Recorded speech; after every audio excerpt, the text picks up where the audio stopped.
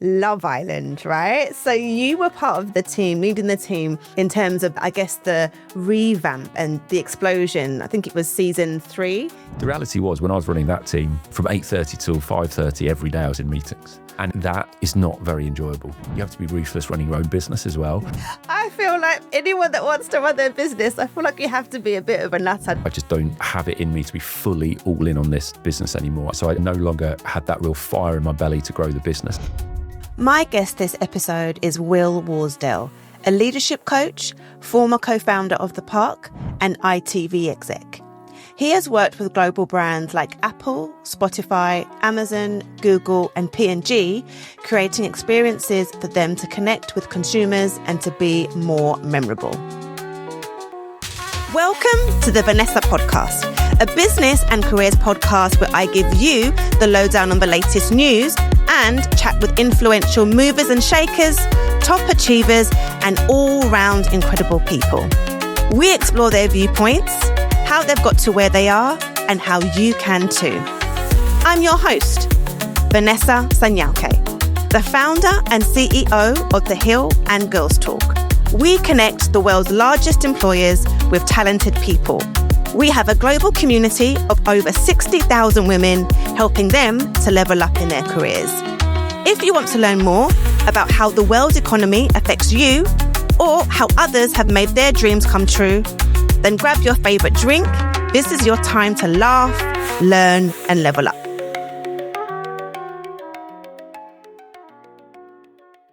Okay, Will, welcome to the Vanessa Podcast. I'm really excited about our chat today. I think when we first met, we met kind of, I guess, through a mutual contact, talking about work. And when you were sharing your story, I thought, oh my gosh, like I have to get him on my podcast. Your journey is incredible. So do you want to just share what you're up to right now for our listeners and viewers? Yes, of course. The feeling's mutual. Really excited for the chat. Yeah, really grateful to be here. So yeah, my name's Will Worsdell. I work now as a coach, executive coach, and a strategic advisor to businesses in a whole range of sectors. Fantastic.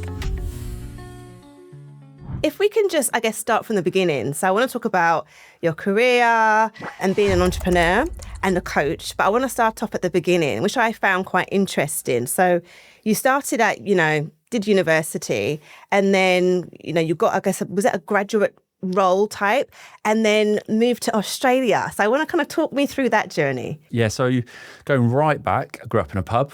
And that just got me really interested in sort of human behaviour and dynamics, and a degree in psychology, which sort of furthered that. Yeah, then started on the grad trainee scheme at an agency called Lowe. It's called Mullen Lowe now.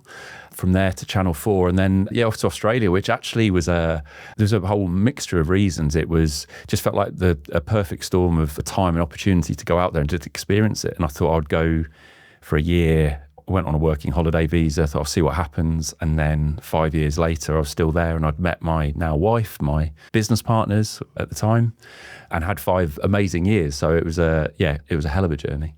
And how was it? Because a lot of people, including me, I want to move. I'm kind of getting itchy feet, but all the way to Australia, like, how did you find it? And like, how did you build your network? So you spoke about meeting your wife, meeting your business partners. Can you just talk to us about like some of the things that you learned making that move? Yeah, it's funny because if you'd asked me like as a kid, even a teenager, if you'd ever live abroad, like no chance, just never appealed. I think I grew up in a little village, and I think my sort of worldview, that just seemed scary. So to go from that to actually moving to the other side of the world was a hell of a leap. But the reason I went actually was I had mates out there. And I went to visit them, and I just fell in love with the place. It just like the outdoors lifestyle, just the relaxed way of being. I just loved it. And in terms of how I sort of settled there, I think like a lot of things, I think just surround yourself with good people. And I just met people, a lot of the friends I made through playing football. Sport's always been a massive part of my life. And I think just being really open-minded, just meet lots of people. And then from there, when you're in that sort of expat environment, you tend to find people, they're really up for meeting new people, but then they'll just introduce, and you sort of meet one person and go, oh, you should meet my friend such and such, and from there. So if you go into every situation with a real open mind of just wanting to understand people and get to know people, then that tends just to create lots of really interesting opportunities. Certainly that's how I found it. So like building community, finding a community and sort of tapping in. Yeah, I always talk about sort of finding your tribe, and certainly that's what I've found, recently in the work I'm doing now, even though I'm sort of fully fully out on my own for the first time. I've had business partners before. Finding my tribe was something I really thought about, because I don't want to be on my own. I want to do my own thing, but I don't want to be on my own. I want to work with people. So that's always something I've thought about. And I guess going right back to growing up in a pub, there's a big part of that, people going into the pub, either with people they know or to meet people, and sort of the whole concept of, particularly in the sort of the country pub I grew up in, out in the sticks, the locals, the community. So yeah, I think that's always been a big thing for me, just sort of finding the people that you connect with and you want to do stuff with, and then good things tend to follow from there. It's how I've made a lot of the decisions in my business life, to be honest.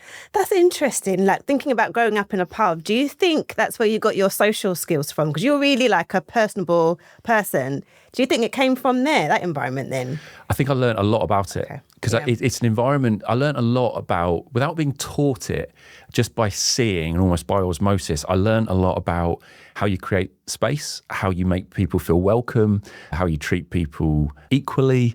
Little things like remembering people's preferences. When someone comes in, one of your locals, remembering the drink they like, the glass they like to have it in, the seat they like to sit on, how they like things to be served. All those little touches, those personal touches, are what makes people feel welcome.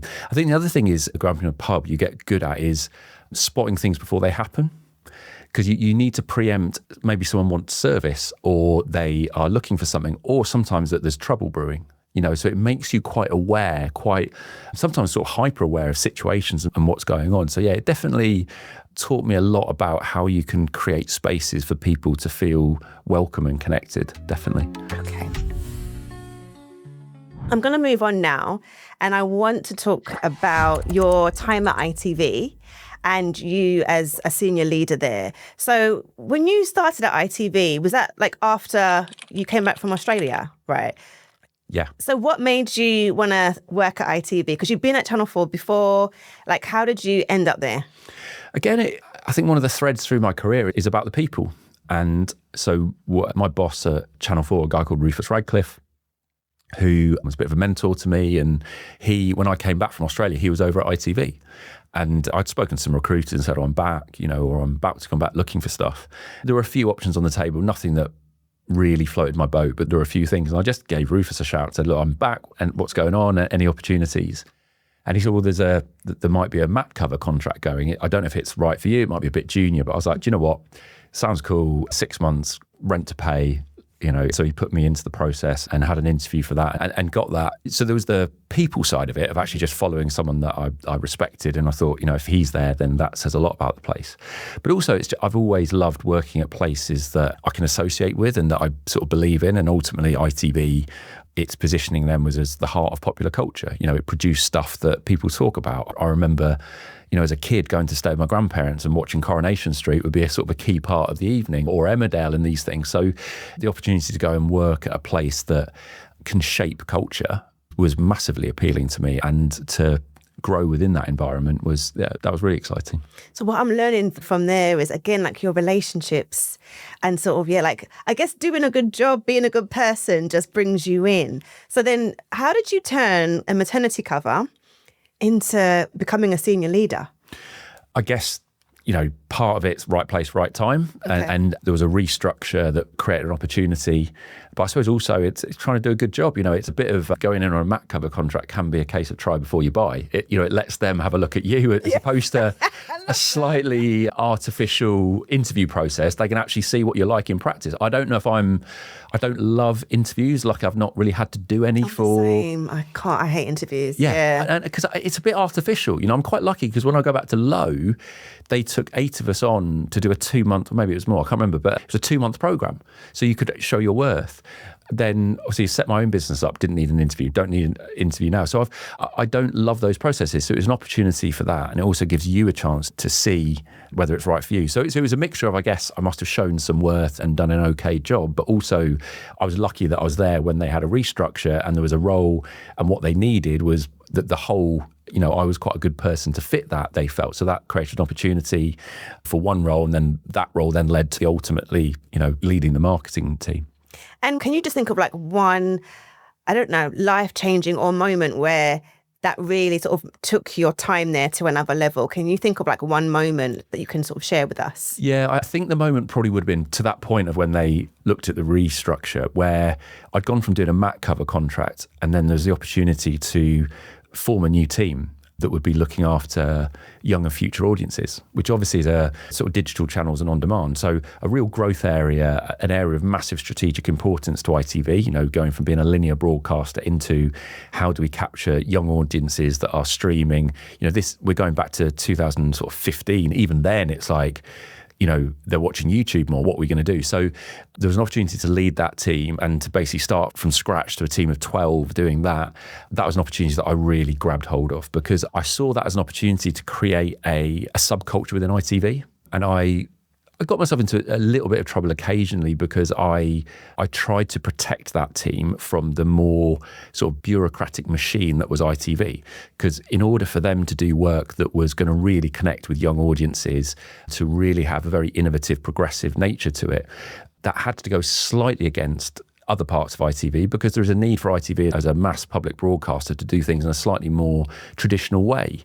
So that was an amazing opportunity, being given that and being able to create that culture. And it was also on a personal level, an opportunity for me to really step into shaping a team. And I think that just gave me a little window into how exciting it could be to do that on a bigger scale with your own company. So I think there was a big element of that. But that was a moment I really felt like this is a big opportunity for me. And that's interesting, because it seems that your leadership style is a bit of a protector, so protecting, you know, your team so that they can do what they need to do. But a lot of people are working, or a lot of my, you know, listeners and people who watch, a lot of them work in these big corporate machines. And you talked about bureaucracy, right? Lots of red tape, middle management, computer says no, all of that stuff. So like, what tools did you use? If you can kind of like give someone a piece of advice in terms of getting through all of that red tape, like what would you say would be some of your like tips and tricks? There's probably lots also that I did that isn't helpful and isn't the right thing to do. And I'd say one of the things that I've realised I'm not great at is stakeholder management. You know, in an organisation like that, there's a need to keep, you know, 25 people across everything you do. And I was very bad at that. But I think what I was always really focused on was the output. And I think if in most organisations you can get away with some leeway on the how, if you are delivering what that company needs you to deliver. So ultimately, for my team at that stage, the young and future audiences, we needed to be delivering viewing numbers. We needed to be delivering a good share of 1634s. So that's, you know, ITV's currency really is the audiences that they get onto the channel that they can then sell to advertisers. And the most premium audience is 16 to 34-year-olds. So as long as we were driving 16 to 34-year-old viewing, particularly on ITV2 and through the streaming services, then no one was really too concerned about what you were doing. So that was a big thing. The other thing was making sure you have advocates on the board or at a senior level that will have your back, because there are going to be situations and conversations that might challenge what you're doing that you won't be part of. So actually having those advocates and having those networks is really important. And then I think the other thing is trying as much as possible to show that what you are doing is with good intentions. So I think however bureaucratic and rigid an organisation is, it's staffed by human beings. All a company is a collection of human beings. And if they can see that you are pulling in the same direction, you are trying to achieve the company goals, but your way of doing it might be slightly different, but it's with good intentions, then I think you can build a bit of leeway there. I think what is resisted really is if it just seems like you are just being contrary for the sake of it and being reckless. So I think if it's just you have an innovative approach to trying to do something that is in the company goal, then you get a bit more leeway. And just to touch on that, so you spoke about getting, I guess, champions, people who can sort of like bat for you at, I guess, that board level, right? But how do you get those people on side?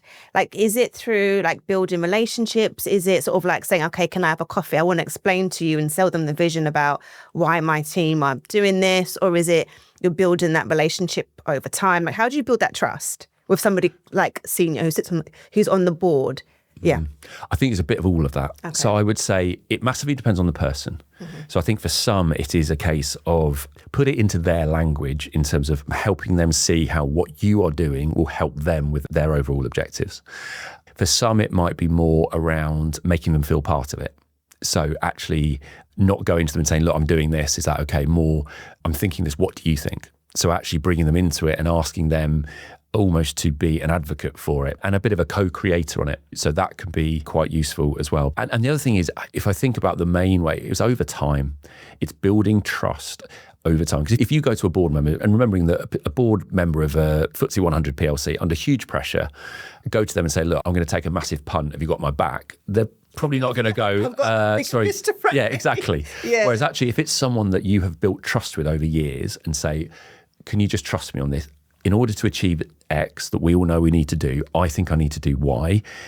Will you trust me and just have my back up to this point? And if I haven't shown progress by this point, I accept them, we'll change course. But if you've got my back, then that's a very different conversation, because you've already built up the trust. You've built up the credibility to be able to have that conversation. So I think the longevity and the consistency of your delivery matching your intentions will give them the trust to back you to go a little bit further off course. So you can only really have that effect if you've got, like, I guess, the sort of things to back up. So you've delivered, and then you can kind of go in there and get their trust. Yeah, I found that. I mean, look, there might be some people that are just truly, you meet these people in life that are just true visionary mavericks, that you just have that sense that they've just something special. And maybe if you're that sort of a person, maybe you can just win someone over.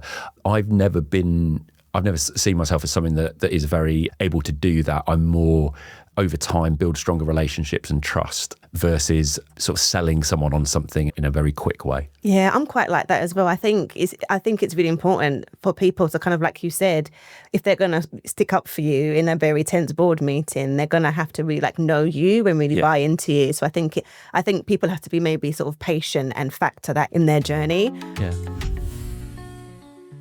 I'm really excited. I want to talk about this next thing, or two things about your time from ITV. So Love Island, right? So you were part of the team, leading the team in terms of the revamp and the explosion. I think it was season 3.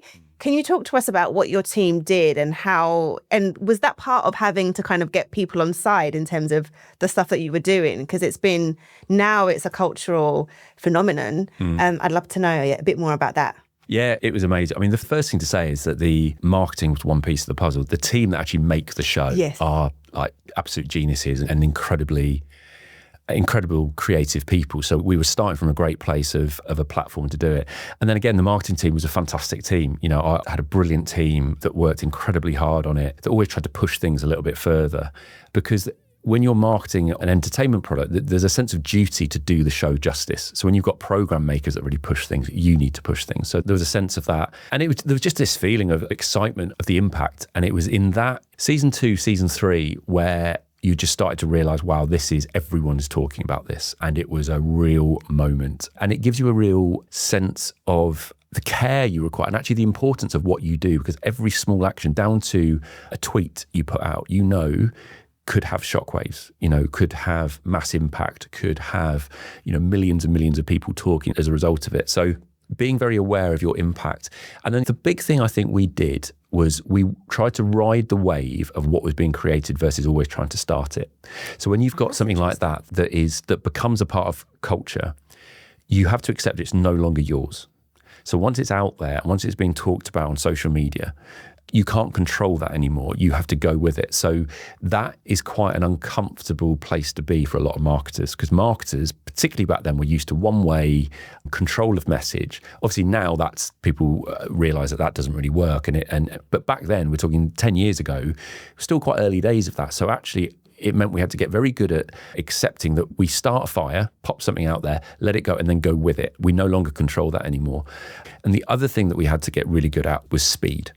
Because with ITV, previously I've been working on drama. Dramas can be years in the production, and then the marketing, you take your time, it's a nice lead up, it goes out, people watch it and you move on.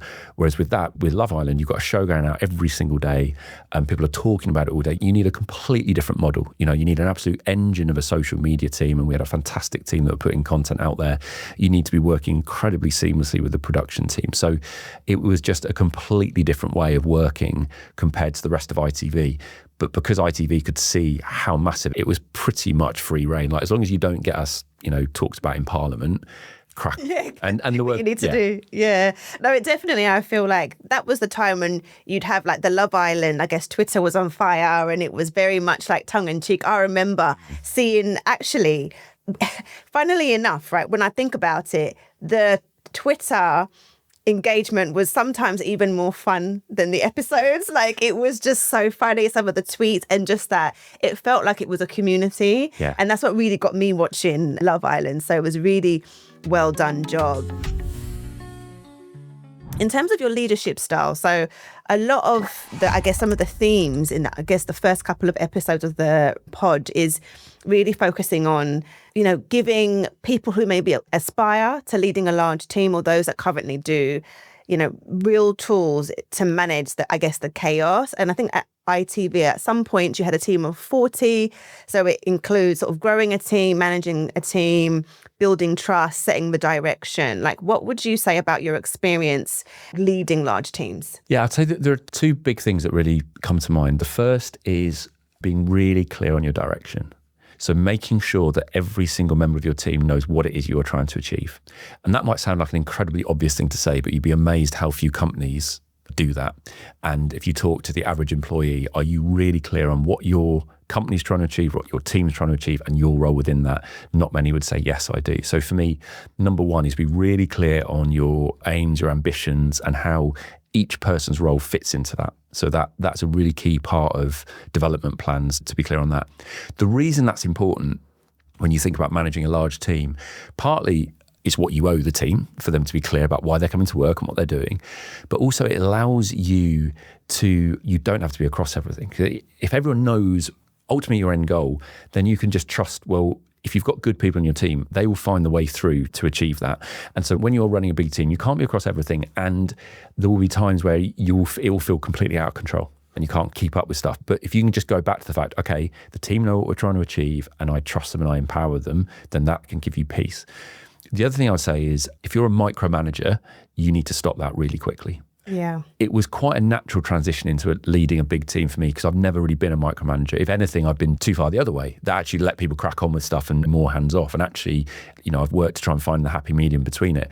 But with a team of 40, you can't be across everything. You can't be across what everyone's doing. And I've seen people try to do that. All that does is frustrate them and frustrate their team. So you need to empower people and you need to work out the right level of dialogue and the framework to allow that between you, your direct reports, and the broader team to make sure that they're getting the level of support that they need and you're not being stretched too thin. And you might find that across your direct reports, everyone has a slightly different, you have a different setup with some. So I found with mine, there were some that I would meet with 2 or 3 times a week. There's some that I'd meet with once a fortnight. And it was all about what level of engagement and support they need from me in order to do their job well, while allowing me to have the time I needed to do. The reality was when I was running that team, from 8:30 till 5:30 every day I was in meetings. And that is not very enjoyable. And you get to the end of the day and you're like, right, I can actually start my day job now. Because the danger is people just feel they need to have you in a meeting, whether you need to be or not. And then a lot of the time you are just in the room to be in the room because then they feel like, oh, okay, he was there and he's across it, so that's okay. So actually being really clear about, and I think sort of workplace culture has moved on a lot now, but being really clear about, do you just need me to be across this or do you need my input?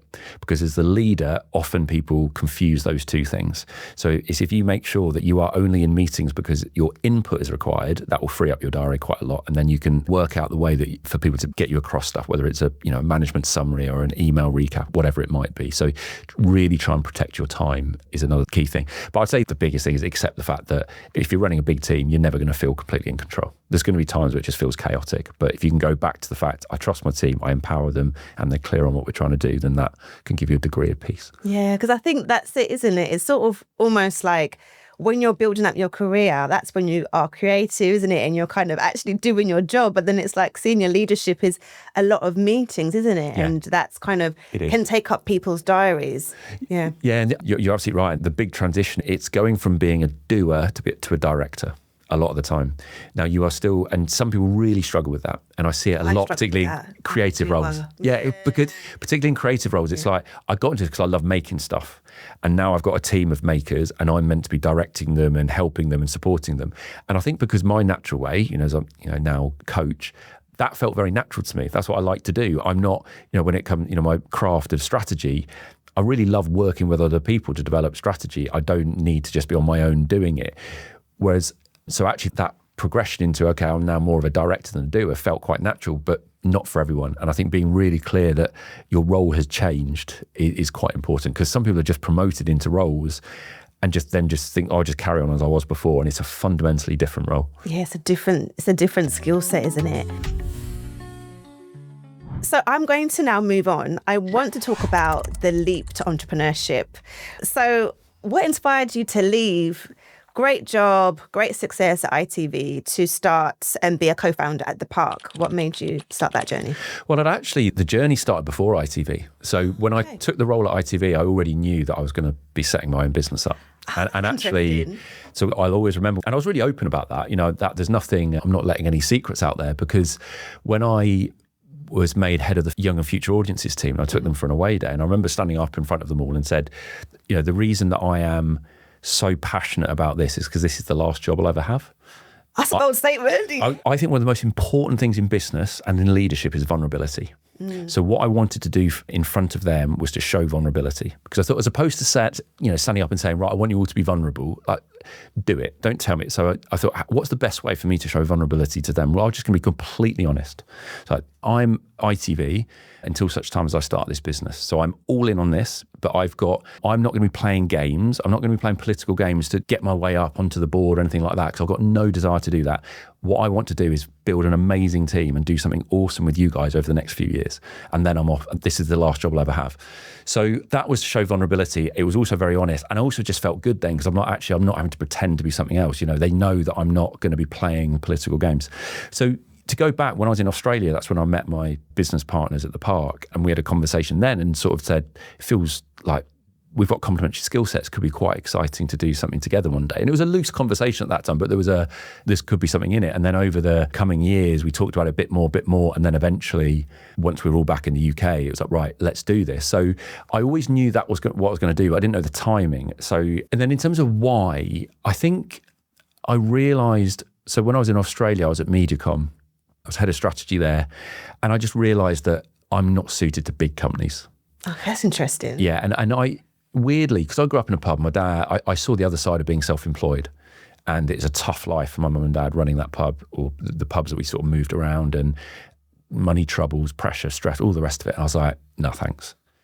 But then the itch just was there. And I was like, I feel the need to see if I can do it. And I think what I was really driven by was a question of, can I actually run a business? Can I start a business? I don't know. And then when I met Jack and Lloyd and we were chatting about it, I'd never really had any desire to do it on my own. And when I met them, I was like, oh, actually, this idea of starting something feels quite exciting. And also, like, what have I got to lose? So, and then, when I was at ITV, it reinforced that. When I saw the people, what you needed to do to progress in an organisation like that, I realised that wasn't what I had in me, and what wasn't really what I wanted to do. The ability to become senior in a big organisation and the stakeholder management and that side of the job, it's just not me. So what do you think, what does it take then? So you're saying you didn't want to do it. Is it managing different stakeholders, or is it do you have to kind of be ruthless, do you feel? Yes, I think you do a little bit of that, but you have to be ruthless running your own business as well. Yeah. It's really interesting. This is probably something you could have a whole podcast just on this point alone. I think it's really important that you are really clear about the pros and cons of working in a big organisation versus working in a small organisation and running one potentially as well.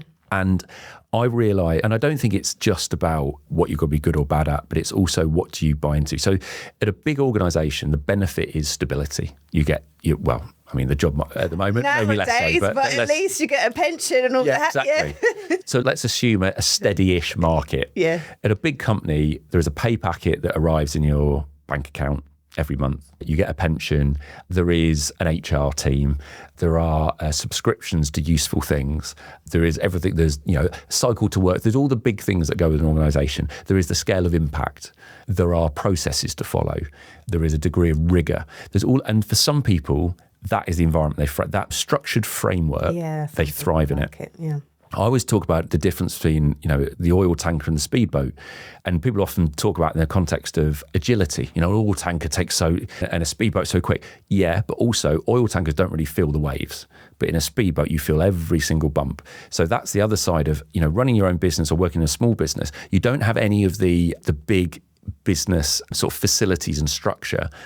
But what you do have is if you have an idea on a Monday morning, you're doing it Monday afternoon. You aren't going through 5 committees to get sign off and budget approval. So at the park, if literally in our Monday morning management meeting, we're like, do you know, I think we should do this. We'll just do it.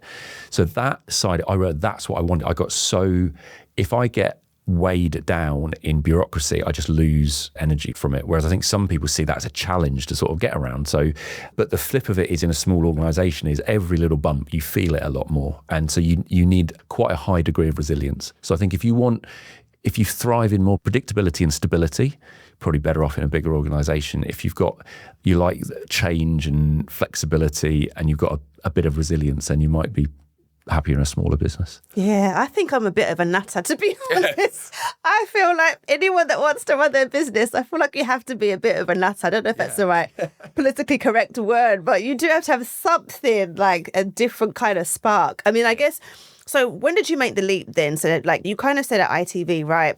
Everyone, my goal is to leave to start my business. So when you started your business at the park, did you have a lot of contacts and throughout your career that you were able to get new clients? Like, how did you start to make money? Yeah, so I think network was a massive thing. And the fact that we started the park in our 30s versus if we'd done it in our early 20s helped because we had contacts in the work we'd done, we had a track record, we had a degree of credibility. Although that said, because we'd all been spent a lot of time in Australia, the sort of the UK black books weren't brilliant. That's interesting. So there was a bit of sort of remember me from 6-7 years ago type stuff. But yeah, a lot of it was on network. Also, we planned a lot, and I don't know if at the time we gave ourselves enough credit for it. And now that I work with a lot of small businesses and different organisations and talk to lots of people, I realised that actually, we were pretty well planned. So we were, for a couple of years before we launched the park, we were having monthly Skype. Remember Skype? Oh, yes. Monthly, I had to pause then, like, what's that? Oh, yes, Skype. That company that should be doing really well now. So, yeah, we used to have like monthly calls. And then when we were all in the same country, we'd do whiteboard sessions, stuff like that. So when we actually launched on day one, it felt like a continuation versus a launch. We knew that what we didn't want to do is get there on day one and just look at each other and go, right, what do we do now? There was a bit of traction. And don't get me wrong, there was a bit of that as well. Obviously, right, we're actually doing it. And then, network. And we just got out and had loads of chats. And we got lots wrong in that first 6 months and learned lots from it. But I would say the biggest thing that I learned actually was you need to accept when you start a service business anyway, when you're starting out, they're buying you. They're not buying the business. Until you get some runs on the board and get case studies for the business. When they were giving us a project in those first 6 to 9 months, they weren't giving that project to the park because the park was just a housing for the three of us. They were giving it to us. They were backing us. So I think job one is to change that from them buying you to them buying your business. So actually they are giving a project to your business, and that takes a bit of time, that takes case studies, that takes credibility. So yeah, in those first 6 months to a year, it really is about your network, and it's really built on your background and credibility with obviously a bit of the combination that you bring, the proposition of the business, but a lot of it's on you. That's interesting, actually, because when I started my journey, I didn't really realise that. I'm just thinking now, actually. But then I think sometimes when you're even still like in the game, sometimes it's a bit of both. Some people are buying the business. Some people are saying, well, what about you? But that's a really interesting point to remember. The next question I have is around, I guess, building the park. So I want to move on to that because what's interesting is you mentioned running a service-based industry. I'm service-based. I'm exhausted. Every year I just have to like breathe. It's so, people don't realize like how, one, it is quite draining. It's exhausting because it's really around dealing with people, right? So when you talk about like some of your clients, so impressive, but it was like Red Bull, Amazon Prime Video, really big entities, but they are actually the people who work in these businesses who have demands, they want things to be delivered. So how did you, one, like get those types of clients and sort of build that momentum and be successful? Because it's not easy to get those clients on your books. No, you're right, it's not. And it's something we were really focused on and really proud of achieving. Like in the first year or so, we need to get recognisable logos into our creds because it just gives you credibility.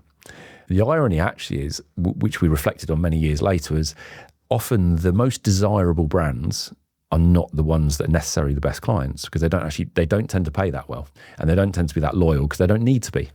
Because I've seen that. Everyone wants to work with them. Whereas actually the client that you've never heard of, that's this B2B brand that have got money coming out of their ears, could be a dream client because they want to build a longer term relationship. They want to back you. They want to do exciting work together, and they will pay you fairly.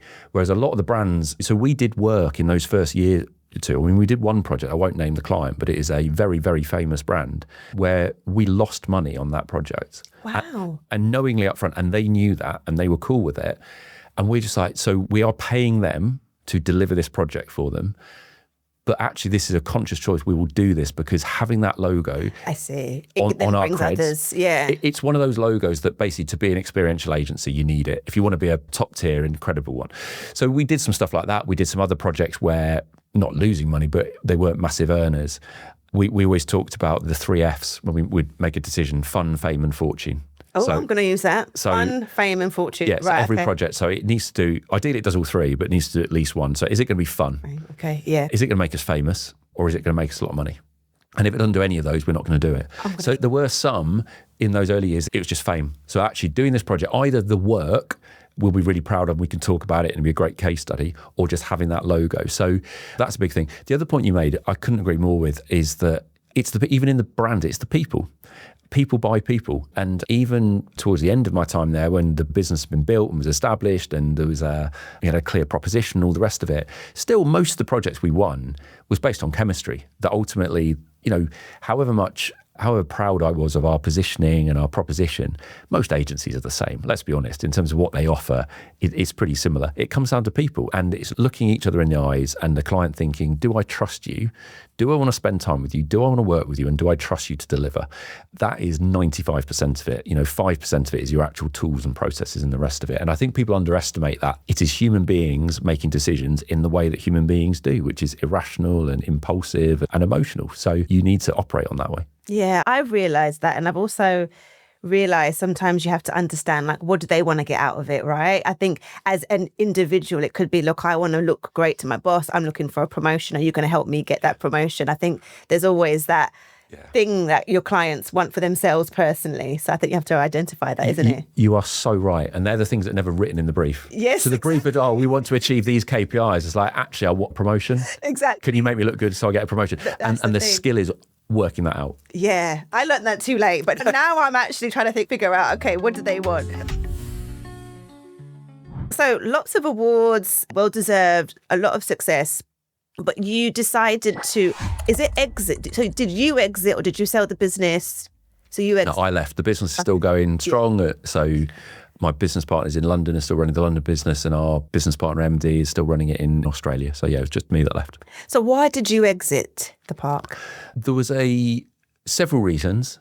One, I think that a big one was the work I want to do and the work that the park does were becoming different things. So I wanted to focus more on my coaching. I wanted to do more, get back to sort of business strategy and working in that way. That when we started the park, we felt that there was an opportunity for a point of difference, to have an experiential agency that had sort of what we would call a sort of grown-up marketing strategy at its heart. And what we realised over time is that is a point of difference. But the reason for that is it's not really what clients are looking for. From experiential, they tend to want more executional work, which the park could do brilliantly. So I constantly felt like I was sort of trying to fight my way in. And at the pitch stage, it would be really well received by clients, my thinking, and, whether it's about, an insight or cultural context or measurement or effectiveness. But did they want to pay for it over time? And did they see value in it? Not so much. So there was a bit of that. There was also just the fact that I'm quite all or nothing, and that can breed quite a lot of intensity, which can serve me well and can serve me less well. And I got to the point where I felt that I just couldn't look them in the eyes anymore and say, I'm all in. And I can't just feel like I'm 70, 80% and sort of coast along. I was like, I just don't have it in me to be fully all in on this business anymore. And there was a feeling that the business, we'd launched lots of new divisions and new stuff, and actually what the business needed was a bit of stabilisation and a focus on sort of margin improvement and that sort of stuff, which isn't really where my energy is either. So I no longer had that real fire in my belly to grow the business. And once I couldn't look them in the eyes and say I did, that didn't sit well with me. And then the final thing, to be really honest with you, is I burnt out.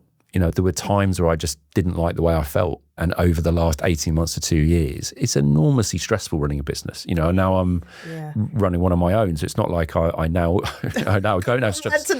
But do you know the thing that I found the most stressful, and the thing that really I found a really heavy load to carry, was the responsibility for others and their wages. Yes. Oh, that's what is really tough. No one talks about that. No. Yeah. And because the nature of running an agency in the current climate means that there's very few agencies that have got retainers, very few that have long-term runway. But we got very used to the fact that over probably the whole time that I was at the park, we were always, looking 3-4 months over the precipice, but you just keep winning business and pushing it back, and that's fine. You feel quite comfortable. You start each year and you don't know where a lot of your money's coming from, but you find it and you keep going. But after that starts to grind you down. And when it's just the three of you, it's fine. That's all good. The biggest lever of our overheads is our salaries, and if we never actually had to pause it. If we needed to, we could have done. But once you've got a bigger team, that's very different, because I was never worried about my own mortgage. It was always a thought of somebody else's, yeah. And that, after a while, just really, really sort of ate me. That constant every month of fighting hard to meet payroll, to look after everyone. So there's the more objective strategic reasons, and then there's the deeply personal human reasons of just feeling like I just need a change of scene. I need a break. Yeah, and I love that honesty, because I can so relate. It's actually sometimes I even wish I could. Well, I guess this is what I'm on this journey of podcasting and content creation, because eventually I just want to deal with myself. It's too much. So I feel so seen by you saying that, because people don't talk about that aspect, that it's not actually around getting new clients or even yourself, because I don't mind, if I'm at risk, but it's other people, and then having to make difficult choices around who to let go, whose contract to pause. It's not easy. So you left the park and you are now a leadership coach and advisor. So talk to me about what you do. Yeah. So in a coaching capacity, I tend to work with people at times of transition or turbulence. A lot of the people I work with are leaders, some of which are founders of their own businesses. Others are sort of leaders in more corporate environment. And I work in a coaching capacity where I am ultimately a thinking partner for them, where I'm working with them. Because a lot of these people, they just don't have the space to think. They don't have the time to think. They don't, like you said, they never really feel heard. And also a lot of them tend to carry this feeling of, I've got to have all the answers. And in front of my team, I need to present that. And actually they need time to actually step back and reflect, and to show a bit of vulnerability and honesty, and actually work through stuff. So I try to help them do that. And I think about the approach is growth perspective, because I think one of the biggest roles a coach can provide is perspective, to introduce different perspectives of time and place and people, to shift your thinking, to provide the stimulus. So a big role for me is about the perspective, but also the psychological safety. So it's really important that you create the space that allows people to feel safe enough to be really honest about their thinking, which is why whenever I talk to someone about potentially being coached by me, I always say speak to at least 2 other coaches, because I think the chemistry is so important. Yeah. Anyone could be trained in different modalities and different frameworks, but ultimately it needs to be someone that you feel in their presence, you feel relaxed and comfortable enough to be able to think clearly and talk openly. So that's the coaching work I do, and I love working with people. As I say, at those times of transition and turbulence, it might be that, a lot of the time it's people that have got to a position in their life that was what they aimed for, or they built the business that they wanted to, or they're trying to build the business, yet something just feels a bit empty. It's like, there's something missing here. So what's going on? So that could be a really interesting thing. Or it might be about, imposter syndrome or a new promotion, and how do I present myself, and the intertwined identity there. So that's on the coaching side. Then on the advisory side, working with businesses around their growth. So being really clear on their vision and purpose. So this is more of the work that I've done for 20 years around business growth and strategy.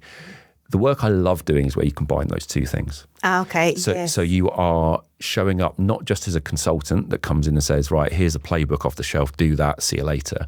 And not just as a coach where you are just creating the space and asking questions. But what you're actually doing is growing a business by walking shoulder to shoulder with the leader of that business or the founder, and creating the space to help their thinking, providing the right stimulus, which might actually be thinking of your own, or it might just be the right questions they need to ask themselves. But you're actually helping them create a different future for their business, not just for them. And that's the work that I love to do.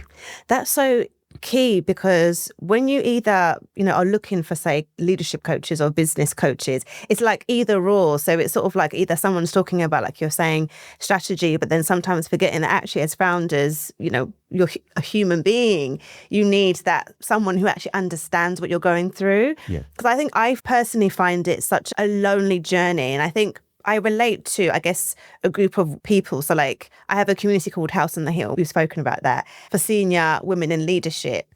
And I can really relate to them because they are, I guess, in an environment where sometimes their friends, their spouse, their family don't understand the pressure. And as a founder, I'm on this journey where there is literally, I do have some founder friends, but they're all trying to figure out their own shit, right? So it's so hard. Like nobody really understands. And it's so unique, the challenges. So I think like you combining the two is so, so, so important. Yeah, I hope so. I think I find it really fulfilling. I think it's helpful because it also means they're not having to pay for two different people. It's a little bit of two for the price of one. But the understanding thing, that empathy, I think is so important because when I talk to founders and they talk about the inflection point they're at or the journey they're on or what's going on, I can actually feel it. Like it's actually a physical response in me because I know what their brain feels like. I know what that feeling is when you've got 1,000 thoughts going around and you're so ambitious and you're proud and excited and scared and worried and hopeful and all those things. I don't think unless you run your own business, I think it's hard to really understand that. So, and I use that context as context, not to say, oh, I know what the answer is, because I don't. Each founder's answer is very different. And actually what I love to do is help them understand what it is. I think what the problem tends to come from is when a founder's vision and the reality are too far apart. And it might be that they've ended up chasing someone else's dream or following the business versus the business following their dream. And that's what I love getting into and helping them unpick versus me coming and saying, oh, what you need to do is X, Y, and Z, because I don't find that type of advice particularly helpful. Yeah, sounds like me. I feel like you're describing like my journey, actually. So it's quite funny. I just want to do a quick fire round just so that our, viewers and listeners can get a bit more sort of like into you as a person. So can you just tell me briefly, how do you stay inspired and continue learning? I just try to consume as much from as many sources as possible and be interested in everything. So that can be places that I would naturally or automatically sort of disagree with or not like. So I couldn't be further in sort of political view from someone like Nigel Farage and Reform, but I find actually just knowing what they're saying and what's going on can be useful. Going to places that aren't designed for me. So before it finished, I used to read Galdem quite regularly and I loved them. But because, it was for women of colour. I am not a woman of colour, but I loved reading that because it was just giving me a different perspective and a helping understanding. So I think getting outside your bubble, going to places that either aren't designed for you or you wouldn't naturally go to can be really, really helpful, and just being inquisitive and just interested in stuff generally. And the next question I have is there a book or a podcast or anything or an article that you would recommend for every leader? Can I give you 4 books? Okay, go ahead. I love books, so go ahead. Obviously, lots of people talk about sort of podcasts and there's lots of brilliant ones out there, but I think books are underrepresented. So Sapiens by Yuval Noah Harari, which is just a fantastic book about the history of us all, which gives you great grounding. Belonging by Owen Eastwood, which is a fantastic book that tells you all about how groups are formed and how we operate.